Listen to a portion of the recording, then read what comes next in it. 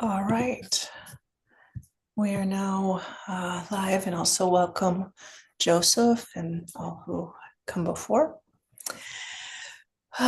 So we'll start with Namo Tassa, and then a moment of quieting as we get ready to approach the suttas today.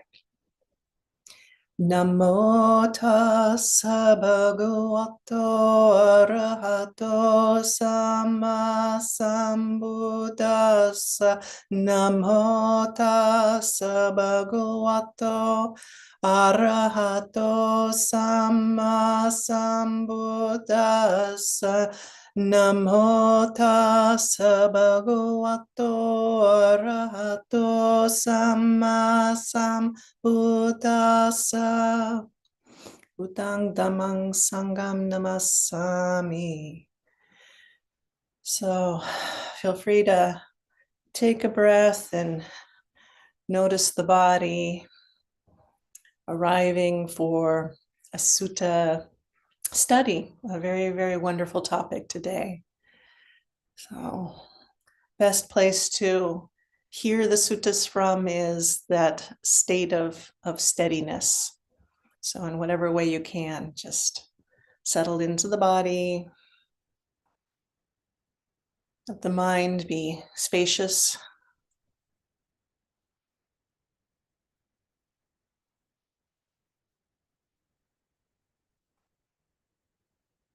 And feel that we're present together as we hear the echo of the Buddha's words from many, many, many years ago that are still so wonderfully relevant today. So I will share a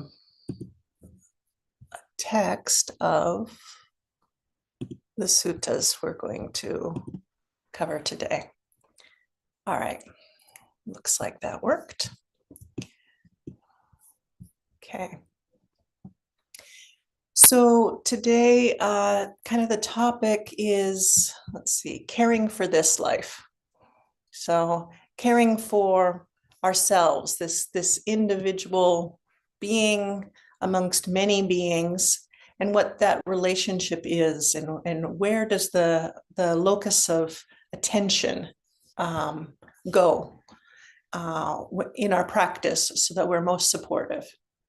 And the first sutta is a lovely one with Queen Mallikā. It's in the Samyutta Nikaya number 3.8.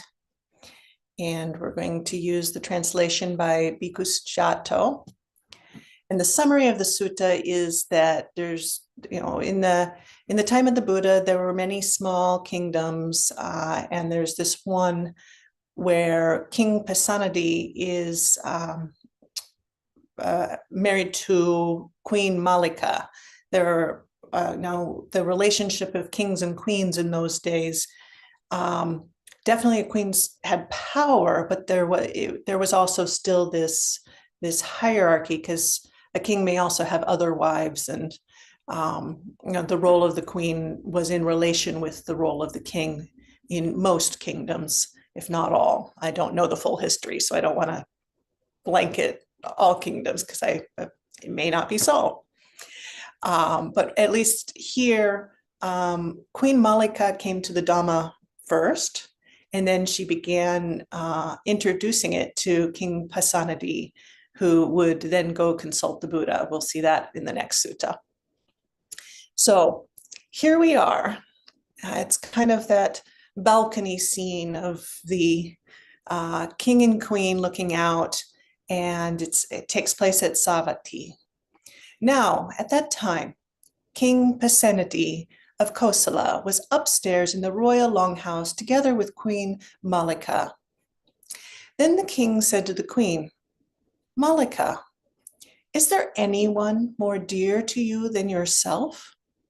Oh, what an interesting question, especially at that time when there was kind of this, that the woman lives for the man, the wife lives for the husband kind of thing, and then for the children. And so the role of the woman was in regards to the males around her. But this is Mallikā's reply, no, great king, there isn't. And then King Pasenadi thinks about it and he says, for me also, Mallikā, there's no one. And I think that there's a level of honesty here that's wonderful. We're not just trying to have a social norms of, oh no, dear, you matter the most to me of everyone in all of the world. That there's an acknowledgement of the importance of one's own practice, one's own mind, and the autonomy and agency there, but also in relationship. It's a very full answer to be able to say, no, great king, there isn't. For me also, there's no one.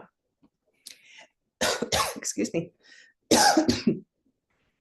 Then King Pasenadi of Kosala came downstairs from the stilt longhouse, went to the Buddha, bowed, sat down to one side, and told him what had happened. Now, this also helps us get a sense of how extraordinary this conversation actually is.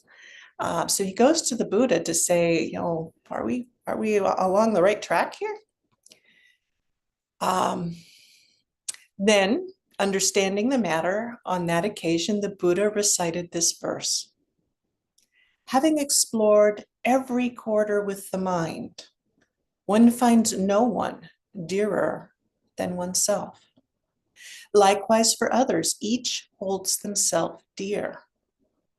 So one who desires self-knowledge would harm no other. The word here for this self, that holding oneself dear, is pietaro, and it means dearer than any, more beloved, most dear. So there's no one more dear than oneself. And this word pia, I had a teacher that would use that with the students, would say pia. And it's just, there's such a sweetness. I mean, the sound of the words, a very sweet word. Loved, beloved, pleasant, agreeable, a friend, a dear one. So this is a beautiful Pali word you can use with each other, pia. But I'm curious, we've got 3 suttas, so I'll kind of keep a timing thing, but I'm curious, do people see or experience that leap from I find myself dear, I see that others find themselves dear, and so if I really want the deep truth of the Dhamma, I would harm no other. Do you see that leap? I can say more about it, but I'm curious for how is that manifested in anyone's experience already?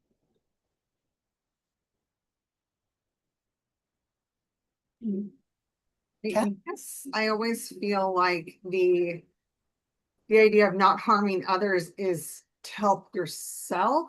So maybe that's where this is coming from. I do find myself a little like it seems a little unclear to me exactly what he's driving at there, but maybe that's part of it. Yes, yes. This is the angle that really worked for me as well, because it seems a little bit like a leap until you start to experience that in yourself. It's like, if I really hold myself dear, and we'll see this in the next sutta, but I wanted that segue there. If I hold myself dear and I'm really with mindfulness examining my behaviors and what the response is in my own self, my own body, mind, heart, then I notice that if I am mean or even disregarding, dismissive of another person or being, then my heart hurts, it tightens, it shrinks, it gets tight. And so if I really care for myself, then I would care for others because it feels right and good and wholesome in myself. By the same token, that compassion reaches out. It's like, well, if I care about myself, I bet they do too. And then that's a more intellectual leap to me. It's like, so I don't want them to hurt either. And so we'll continue on on with this, but that's exactly it. And I really suggest, yesterday, I got a ride to do some errands because we've got a visiting bhikkhuni coming tomorrow, and we didn't have bedding and things that we could offer to them.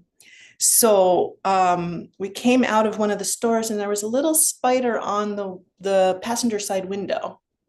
And so before I got in, I got a little stick, got the, kind of encouraged the spider onto the stick, brought the stick and set it along the side, because my thought was, if I get in the car and then the car starts to drive, the spider's probably going to go, phew. Now, I understand spiders are resilient, but they do not stand up to tires if that's where the spider would have landed. So my heart just was moved. And the person that drove me, Alex, who some of you know, said, yeah, my relationship really changed with spiders as I began to practice. And I hear this from a lot of practitioners. So why not with people too? So we're going to go on to the next sutta. It's in the same section of the Samyutta Nikaya. The last one was 3.8, and this one is 3.4. And this sutta is called Loved. And that would be the Pia. I think, I'm pretty sure. I don't have the Pali in front of me right now. I'm going to click over just so that I don't miss. Yeah, Pia Sutta. Good guess. Then this sutta is King Pasenadi. And King Pasenadi is reflecting as he's in retreat. So even kings were taking times to, set aside and do some internal practice. So we can encourage our world leaders or our bosses or our, whatever. So, just because you've got a big corporation or whatever to run, it's worthwhile to take some retreat time. That's another side note there. So reporting on a reflection that arose while on retreat, Pasenadi says that those who do bad deeds treat themselves as enemy. And the Buddha expresses his agreement in verse. So that's our summary. And here's the sutta. At Savatthi, seated to one side, King Pasenadi said to the Buddha, "Just now, sir, as I was in private retreat, this thought came to my mind. Who are those who love themselves? And who are those who don't love themselves?" I highly recommend you take some time with that. Now, just plant that seed before you go to the cushion. Who are those who love themselves? And who are those who don't love themselves? So that you can have the same kind of experience. Then it occurred to me, those who do bad things by way of body, speech, and mind don't love themselves.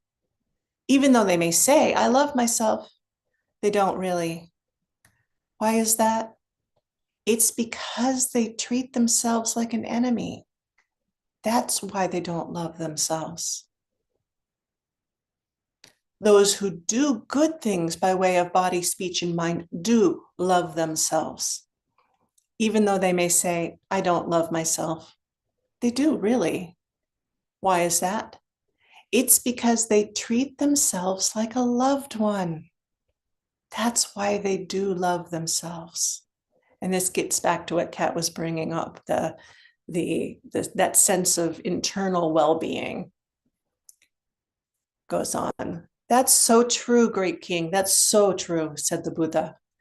And he repeated the king's statement, adding, if you knew yourself as beloved, you'd not yoke yourself to wickedness. For happiness is not easy to find by someone who does bad deeds.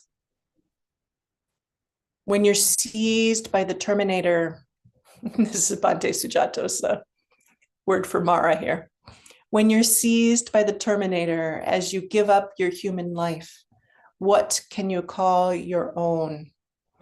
What do you take when you go? What goes with you like a shadow that never leaves? Both the good and the bad that a mortal does in this life is what they can call their own. That's what they take when they go. That's what goes with them like a shadow that never leaves. That's why you should do good, investing in the future life. The good deeds of sentient beings support them in the next world. So here we're talking about that goodness and self-love carrying into your next life. So with rebirth, then your karma, which is what we're talking about up here, the good and bad that a mortal does, what carries forward? It's a kindness, it's a self-love if what you've done are wholesome acts. Bhante Sujato had this comment on this sutta. Action is paramount because it is the cause of feelings and emotions. The path forward starts with recognizing that it is within your power to change how you treat yourself. Action is paramount because it is the cause of your feelings and emotions. The path forward starts with recognizing that it is within your power to change how you treat yourself. And then back on the verse. If you knew yourself as beloved, you'd not yoke yourself to wickedness. For happiness is not easy to find by someone who does bad deeds.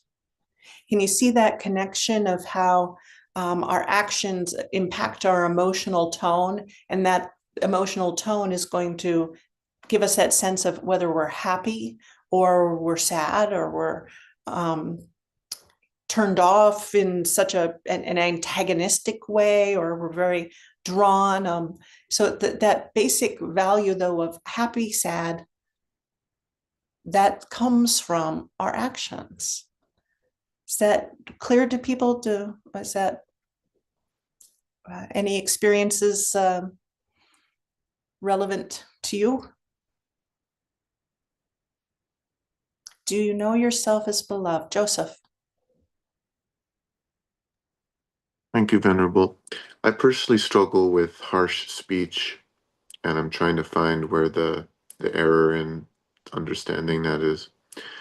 And usually during, like, say, a difficult argument, I'm trying to, that reflection came up. If I don't want to be yelled at, why am I yelling at someone else? And so there's this idea that you're being hurt. This is wrong. We need to address this right away. We need to do this. There's a sense of urgency. Yeah. And then coming to understand these three qualities of karuna, anudaya, and anukampa. Mhm. I found that as soon as I started to talk about these out loud, my mind, there's a feeling of lack, and I feel like the other person has what I need. That I need the love or the care from that other person, Yeah. and because they're not behaving in a certain way, I'm being deprived. Mm-hmm. But when I start to speak and act and think from compassion, empathy, and exquisite tenderness, is how I like to translate anukampa, inspired by Father Greg Boyle from Homeboy Industries. I found that a process switched, and my heart was soothed, and my voice naturally became gentle, for lack of a Yes. better word. Yeah. Yeah. So it met the need that I want by being kind and gentle and compassionate to the other person. I was meeting that need within myself that I didn't need it from that other person. It was there. There was no other, and it was myself, other, both. We're all benefiting from that wise, skillful action. Absolutely. And when we go into the next sutta, we'll see that me, other, both. Mm. So that's also a good connecting point. And I realized that it might have been in the after party last time you brought up, or a couple times ago, Father George Boyle. Is that Father Greg Boyle. Greg Boyle? I knew I wasn't quite getting it. Yeah, I actually met him. He was at my undergrad was at Gonzaga University, and he was that was one of his home bases. And yes, the practice that he has is amazing, an open heart. But I also see a whole lot of those not self characteristics in the way that he works in the world. So, the languaging is coming from the Catholic Christian lens, but the actions and the care and the compassion, the lack of wickedness. And that's what, for those who don't know, he runs something called Homeboy Industries. And it's where gang members and former gang members have the opportunity to have work experiences, form different relationships, and to basically come into a loving stance within the world. And sometimes that's a fairly quick turnaround, and sometimes that's a very long process of multiple times of going back to prison and coming back, and slowly the heart changes. Just some amazing, beautiful people coming out of, going in, but they're hurt. Now I'm not saying they're not beautiful even as they enter the program, but the way that they manifest in the world shifts. It's a wonderful organization to support.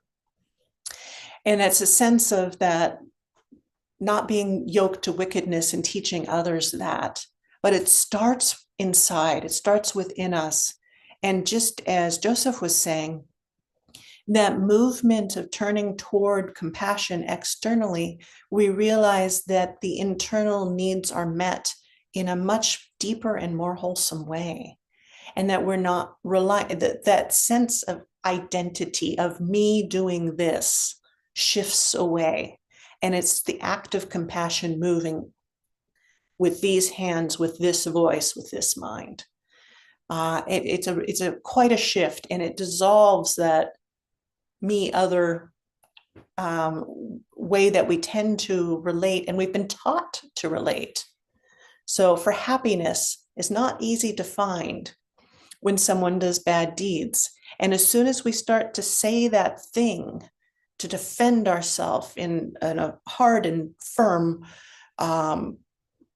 edgy, sharp way, then you feel internally with your mindfulness, you feel, oh, I have just contracted. I have shrunk, I've smallified, I've gotten sharp and edgy. The taste in my mouth is no longer pleasant.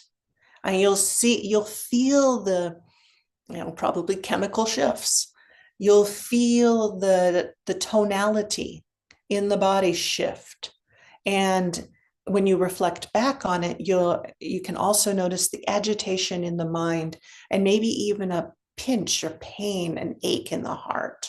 Others say belly, so explore for yourself. The exact points that I'm talking about are more from my experience, and that doesn't mean that there aren't many other experiences out there. But the general trend of, I've not worked with anyone who's I know to be, a complete sociopath or something. So I can't necessarily talk to that. But for most of people, with all of the different variations in wiring, except maybe the sociopath, we have that sense of ouch when we're harmful to others. So if we really love ourselves, if we treat ourselves as beloved, we're not going to harm others. Okay. So, but who do we put first? In the interest of time, we will go on to that question. Here is a famous sutta. Any hands that you have seen this sutta before? The Acrobats sutta. Yep. I'm pretty sure, Locke, we've done this one back at Alokavahara at some point, and yeah, I'm sure others may recognize it as well. So this is from the Samyutta Nikaya, 4719, and you can see how popular it is. We've got, instead of just one translation that's easily publicly available, here are 5 of them.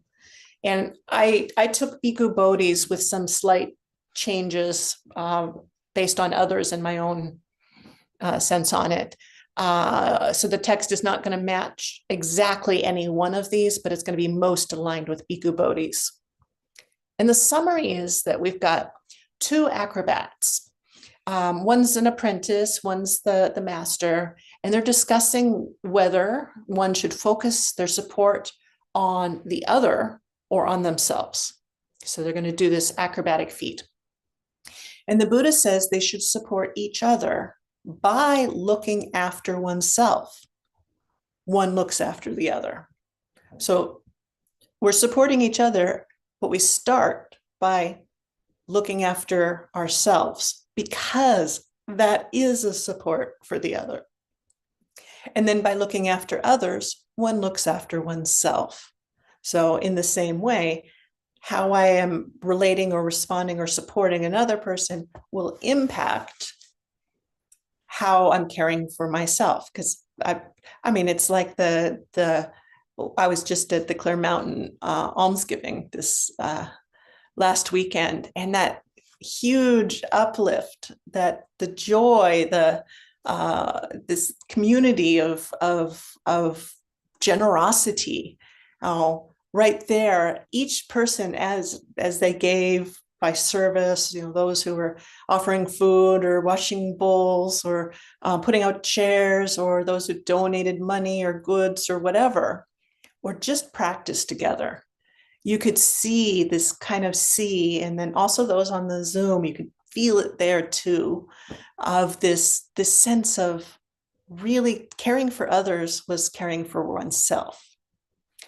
There are in the suttas, though, very clear instructions to the monastics, and I think it applies to anyone, that you don't drain the resources of another for yourself. And you also care for you and your family before it's the put your own mask on before you help another thing, because if you've passed out from lack of oxygen, then you cannot not help the others who are on the plane. Okay, so we should practice the 4 kinds of mindfulness meditation, both for one's own benefit and to protect others. So it's interesting that the Buddha is giving the way that we are going to protect each other is actually by meditation practice and mindfulness. And I think this becomes very clear as we move out into the world with our actions, that we realize we are, for the most part, I've seen people, their lives get simpler. The amount of things that they need to consume reduces, so the footprint on the earth shifts. Because I think it goes back to what Joseph was saying, that there is this sense of self-ease, this contentment, this easiness, the not needing to rely elsewhere. But it's not this American value of, and I'm sure other nations have something, but the Americans are known for this statement of self-reliance, pull yourself up by your bootstraps. And there's kind of a sense of each one for themselves. And that's not what this sutta is saying. And it's not what our practice reveals. As we practice the 4 foundations of mindfulness, naturally, we begin to be a benefit and a protection for ourselves, the planet, all the beings on it. Okay, so here is the sutta.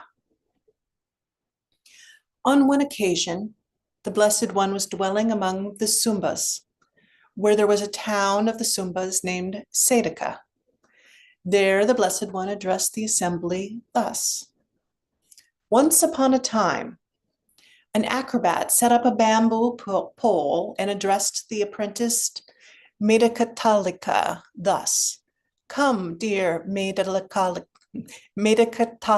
It's a fun name to say if you get it just right. Climb the bamboo pole and stand on my shoulders. And having replied, yes, teacher, the apprentice, Medakatalika, climbed up the bamboo pole and stood on the teacher's shoulders.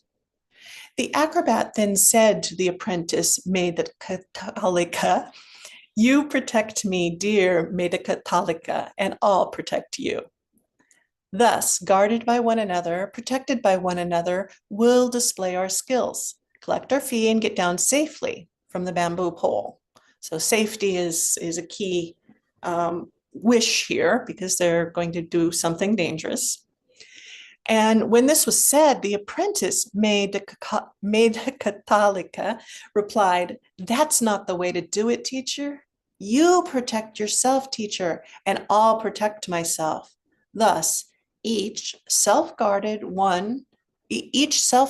and self-protected will display our skills, collect our fees, and get down from the bamboo pole. Okay, so here's an apprentice. You could say, are they just mouthing off at their teacher, or are they bringing something forward that's actually going to be better for the safety of both? I've done not acrobatics. I've not done acrobatics, but I've done like dance, improv dance, or partner dance, or this kind of thing. And you are aware of the other individuals and their movements, but you aren't focused solely on their safety and space. You're focused on your own in relation with them. And so, of course, you don't want to hurt them as you're moving through space or having contact with them. But the sense of where the locus of attention is in your own body. And I think that's part of what the foundations of mindfulness help us to do, particularly the foundation of the body. And although people take this next part as totally citing on the side of the apprentice, we'll see further down that it's more intricate. Okay, so that's the method there. Oops, wait, I think oh, okay, so yes, the Blessed One's telling the story, the Buddha. That's the method there, the Blessed One said. It's just as the apprentice, Medika Talika, I could say this before, but as soon as I Medika Talika said to the teacher, "I will protect myself. Thus should the establishments of mindfulness be practiced. I will protect others. Thus should the establishments of mindfulness be practiced. Protecting oneself, one protects others. Protecting others, one protects oneself." So notice he's saying, yes, key in on what the apprentice is saying, but then that's step one. Then there is step two, also practice in regards to others. And if you look at the mindfulness foundations, there's a refrain throughout of internal and external. That this is one way of looking at it. There are multiple ways of looking at this. This is not a hard thing of just internal me, external others. Focus first on cleaning up your heart space, your own relaxation, the qualities. How do you speak to yourself? You know, when I mess up, I used to have the habit of pointing kind of my mental finger at myself and calling myself stupid. And it took quite some time. I shifted it from stupid. I was like, oh, it starts with an S. How about sweetheart? So to shift from a finger to a caress and from stupid to sweetheart. Now, I was pretty guarded about how I spoke to others. So externally, it looked like I was caring for others, but inside my heart hurt. And I know many people have kind of gone that road. So when we're practicing for ourselves, oh, sweetheart, Pia, dear one, that is starting to set up that quality of purity within oneself that will naturally be safe and supportive for others. And then we can really begin to, from that, it's like if you want to give somebody else a nice drink of water, you don't just scoop it from the muddy part of your stream. You let it settle or you run it through a filter and you hand it to them. It's the same way. You know, we're uncontaminated are the defilements that overlay our good, compassionate heart when we're relating to others with the establishments of mindfulness. And how is it that by protecting oneself, one protects others? By the pursuit, development, and cultivation of the four establishments of mindfulness. It is in such a way that by protecting oneself, one protects others. And how is it that by protecting others, one protects oneself? By patience, harmlessness, loving kindness, and sympathy. It is in such a way that by protecting others, one protects oneself. I will protect myself, thus should the establishments of mindfulness be practiced. I will protect others, thus should the establishments of mindfulness be practiced. Practicing oneself, one protects others. Protecting oneself, practicing too. Protecting oneself, one protects others. Protecting others, one protects oneself. So I've already kind of commented on how these words, they're so beautiful. We're doing the development and cultivation. You know, we're putting our time into establishing mindfulness. And then what I think manifests out of that and how we protect others is by patience, harmlessness, loving kindness, and sympathy. And those will be movements of the heart as we continue to practice. And we do need to direct our intention and attention toward it, because it is possible just to make oneself a bubble.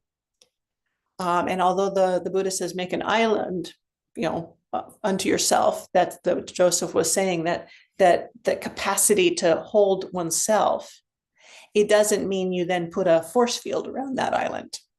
What comes out of it is the patience, harmless, lovingness, sympathy, kindness.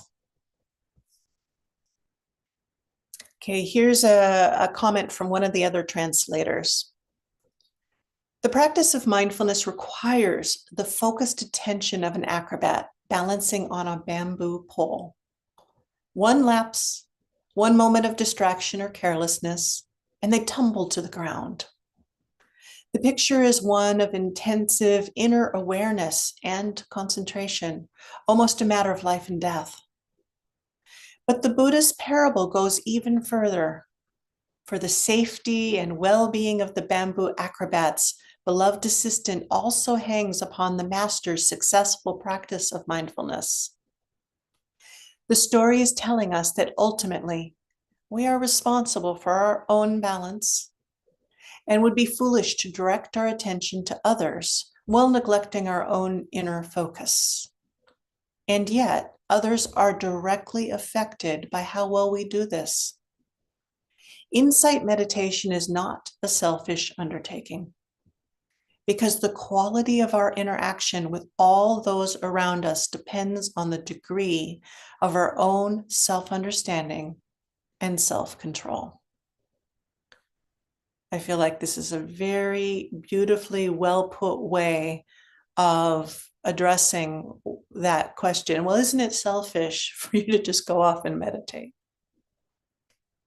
The qualities of my attention, intention, and interactions are so much more wholesome when it's rooted in self-understanding and self-control based in the four foundations of mindfulness. So I'll open this up so that we can talk about the sutta. Let me do the reprise. And how does one look after others? By looking after oneself, by practicing mindfulness, by developing it, and by doing it a lot. And how does one look after oneself? By looking after others, by patience, by non-harming, by loving kindness, by caring for others. Thus, looking after oneself, one looks after others. And looking after others, one looks after oneself. Sadhu, sadhu, sadhu. Okay. So, with this wonderful collection of suttas, is anything coming up for you that is an area of insight or practice, or around these topics? And then we'll do the after party for other topics if they're up for you. Joseph. Thank you, Venerable. I just watched a video this morning about something related to this based in science. There's a research that shows that when we do an act of kindness, just an act of kindness, there's an increase in serotonin, but there's an increase in serotonin for the receiver of the kind act, the doer of the kind act, and an observer of the kind act. So I feel like this is in harmony with the teaching. So I wanted to kind of embody that with right speech. So you sharing the Dhamma that is well expounded by the Blessed One, that has come to us because the Sangha has practiced well, and teaches us the ways to be kind to ourself, others, and both, makes the heart feel warm and bright, and meets a need for spiritual friendship, compassion, empathy, and exquisite tenderness. Thank you. Yes. Yes. And it is a cycle of appreciation that begins to develop with the monastics, the lay community. And this is something you probably see even in relation with, I was just about to say your dog or cat, and then it looks like in one window such an animal did appear.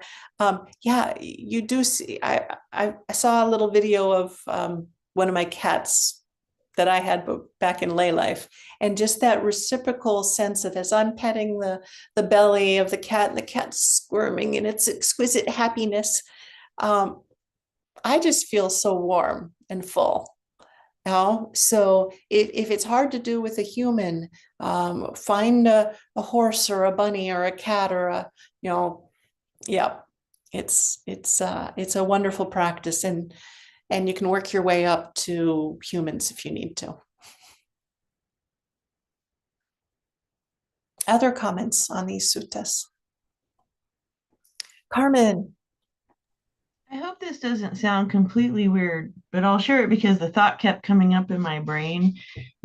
First to Joseph's comment, I'll throw in there, I can't remember the study enough to articulate it well, but there's studies with babies about how their natural impulse is to help each other.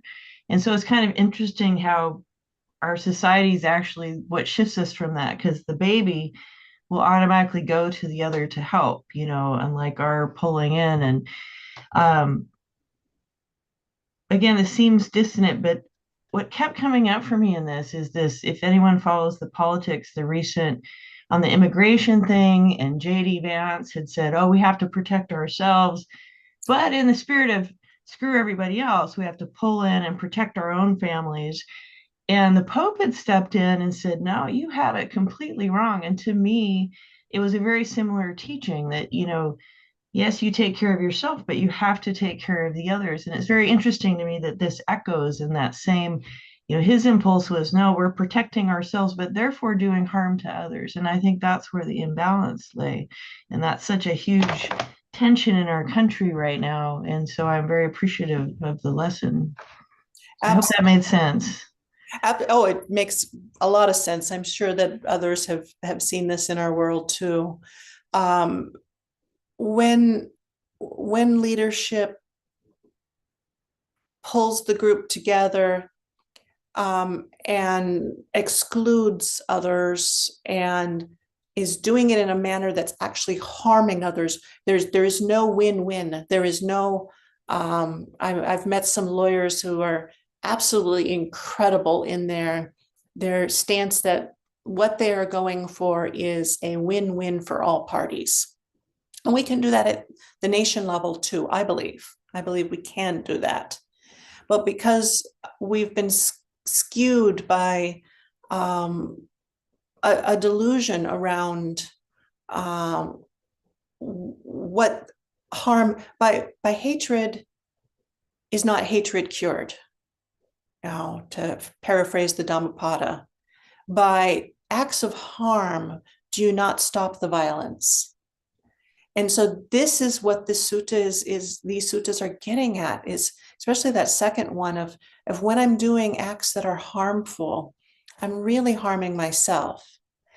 And as I said earlier, there is a sense of when you have a supply of things, you need to make sure you and your family have food, and then to give out. And maybe you reduce how much, maybe you go a little bit hungry, but you don't starve. Because your capacity to help others is gone. There's I'm not sure where this appears. I think it is canonical, but I don't want to totally, I like to make sure that I'm quoting the proper source. So this might be a story, but I think it's in the canon, that there was a group of monks who were staying somewhere, and a band of thieves found them. And the band of thieves, having been seen by the monks, said, oh, we have to kill them all so that they can't tell where our hideout is. And somehow they decided, no, what we'll do is we'll just kill one of them, and that will be a reminder to the other ones that if they talk, that'll be a problem. And there's a list of the characteristics of these different monks. One is the head monk's actual sibling, best friend kind of thing, the person that is soon going to die actually. And so there are these different characteristics. That might be an embellishment from the sutta. Like I said, I'm not going to cite my source on this one. Ajahn Brahm tells us. So, and what the leader says is, he's told, you must pick which one of you monks is going to die. And so he could say, well, of course, take me. Or he could say, take this one because of this, or this one because of that. And his reply was, I am unable to choose because every life here matters the same to me. And this was an Arahant monk. He was really completely aware of the preciousness of each life and of the circumstances of each life. There was not a valuation that could occur. We're not Arahants, most of us. I'm not. Our leaders are mostly not Arahants. And so there are these defilements that creep in. So this is where it is really an imperative for us to be putting our practice, our mindfulness, our foundations of mindfulness, our establishments into our body, our feelings, our mental tonality, and the way that we're acting, our understanding of the Dhammas. So thank you for bringing that in. These suttas were not picked out of nothing.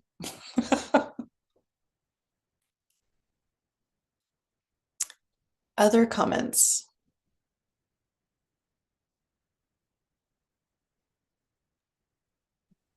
I'm thankful for Joseph's comment earlier about, negative, like harsh speech towards other people. I'm in the middle of trying to draft a letter to my mom because there's a lot of, there's behavior that's been very hurtful. And I'm trying to find a way to say it either has to stop or things are going to change. And it's hard because the behavior that's hurtful is hurtful towards myself and my wife. And so it's, and I don't want to be, you don't want to be extra harsh on top of it, but when the behavior's been going on so long and there's no change. Yeah. At some point it feels like not there has to be some harshness to it, but at some point it's like, what do you say that will break through? And so it's giving me some food for thought about how to address it, but those are just hard circumstances. It's hard to get someone to understand that they're hurting other people without hurting them too. And yes, sometimes I'm not really sure that there's a good answer, but this is the suttas were very helpful today for that, and I appreciate the conversation. So thank you. Yeah, and it isn't easy. This is not, and sometimes it actually isn't possible to elicit the change in the other. In a couple of weeks, we'll do a sutta on when there are different views and what to check for in when and how to approach another person. And so we will go into that a bit more.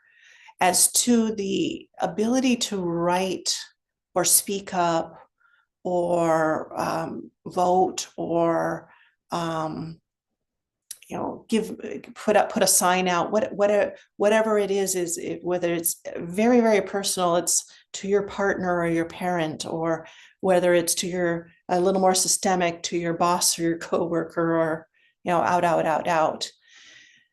The qualities of balance. So the Acrobats Sutta is so amazing and I would read again that kind of summary by Andrew Olendzki, that sense of the balance that we have. And so when I sit down to write, because I've actually had a couple of not long term, so there is a difference too. So some of the things I'm addressing are more immediate things of an email or a this or a that. But if I'm feeling any constriction, any contraction, or any I don't want to be here, when I answer this, can I just write them? If I'm feeling any of that, the first thing I need to do is come back into my balance. Make sure I'm breathing, letting the belly hang loose, the tongue be soft.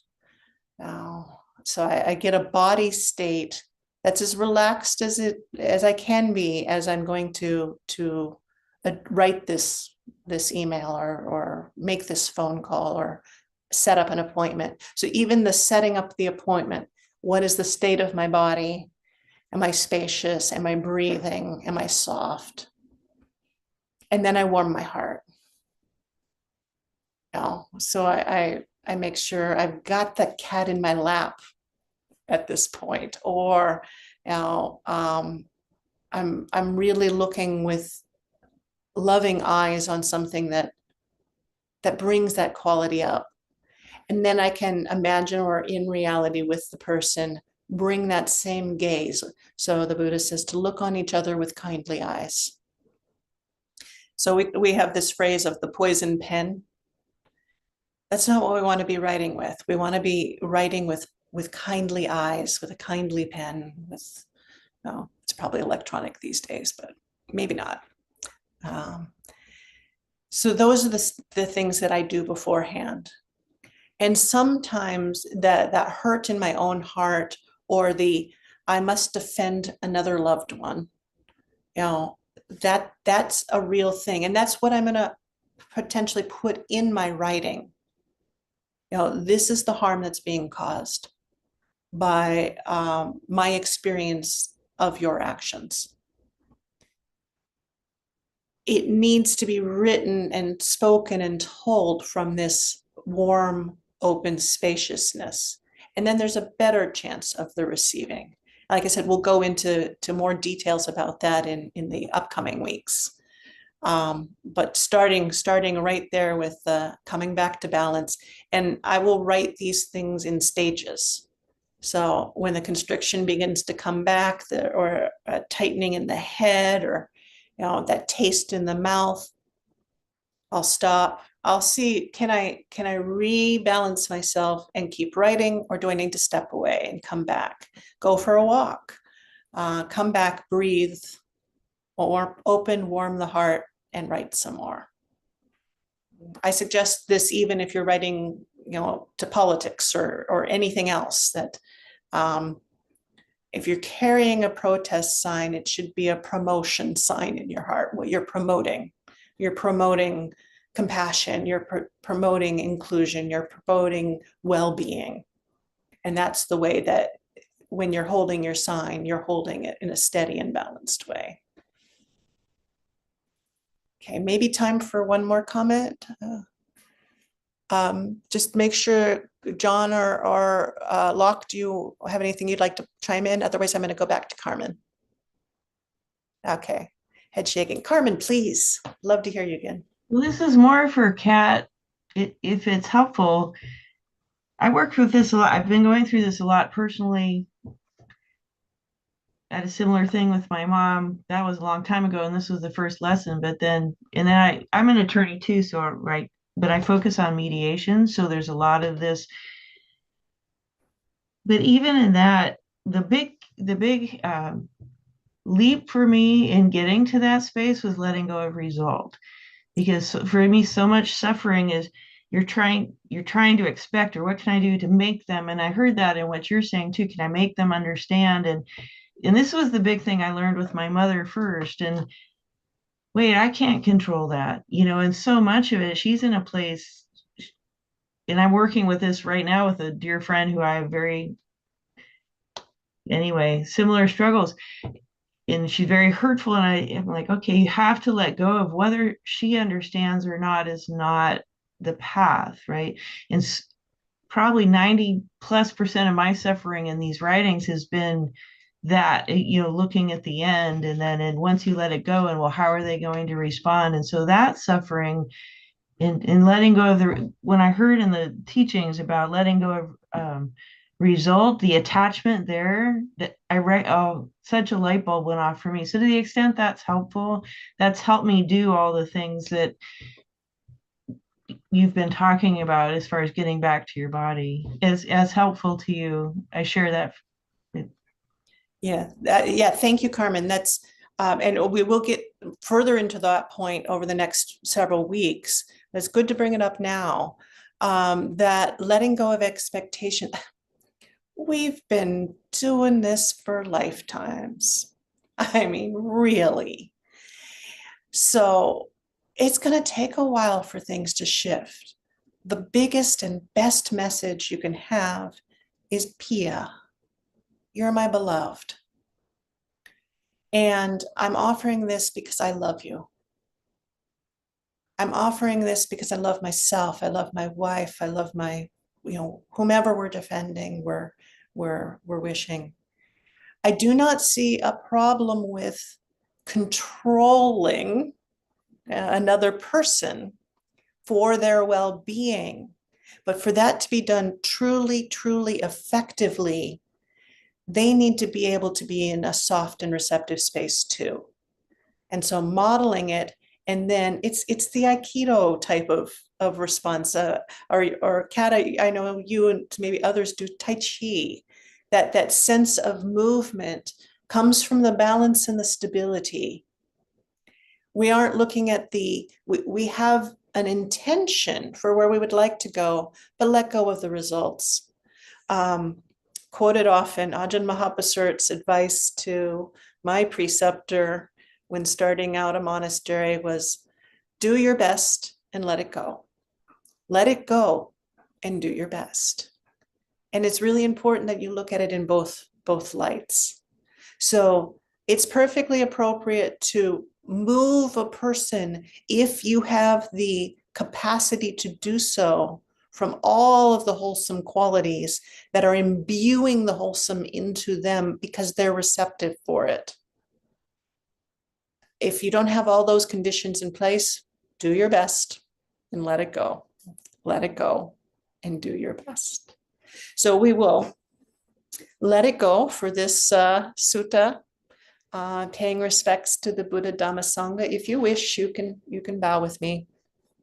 And then I'll stop the recording and we can continue talking for a little bit, a while.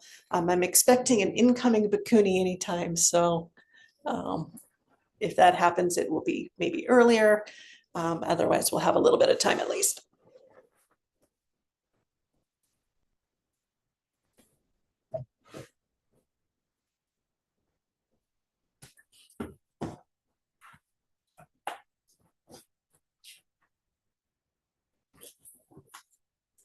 Arahang Samha Sambuddho Bhagava Buddhang Bhagavantang Abhivademi. Swakato Bhagavata Dhammo Dhammam Namasami. Supatipanho Bhagavato Savaka Sangho Sanghang Namami.